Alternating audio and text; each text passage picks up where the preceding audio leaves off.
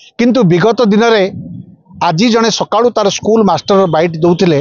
मुझे भोर सकाळू देखुली से कहते जिते छोट पिलाटी पंचम क्लास पाठ पढ़ुला ता बापा ताको कांधे बसैक आणती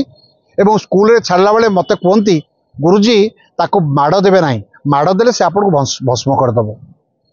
शिक्षक डरी जाती भय करती छोट पिलाटे ताको स्कूल रे कहीं मानती ना विरोध करती तू तुलसी माला पकेवा ठार आरंभ कर फूलमाला पकईकी स्कूल के आसबू ना फल स्कूल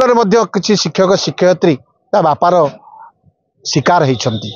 ता सत्वे आज की विगत 15 वर्ष धरी गोटे बैकुंठ धाम तैयारी करी खंडगिरी रे से जो शैतानगिरी काम कर चली एबे से लोकलोचन को आसी जाइए।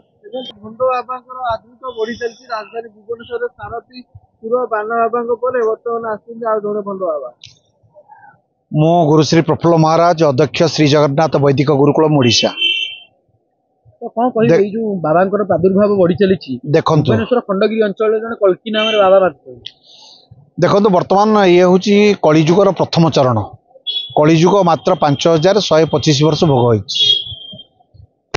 4,32,000 वर्ष रु जदि 5,125 वर्ष थाए ताले कली भोग करने की पूर्णांग कली तो भोग हम ना पूर्व ध्वंस हो 4,32,000 वर्ष पर्यंत जीव ना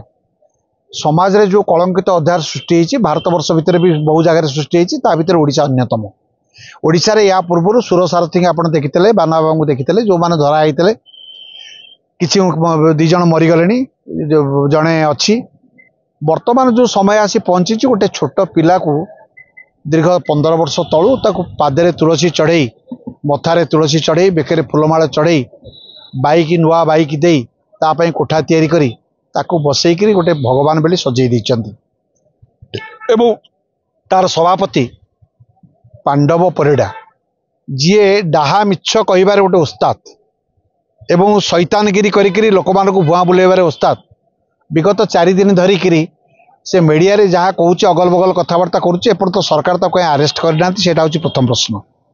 द्वितीय प्रश्न हूँ सरकार अरेस्ट जदि न कर पुलिस बाहिनी सेटिकी जाइए पुलिस किभली भाव में अनुप्राणित करुँच ना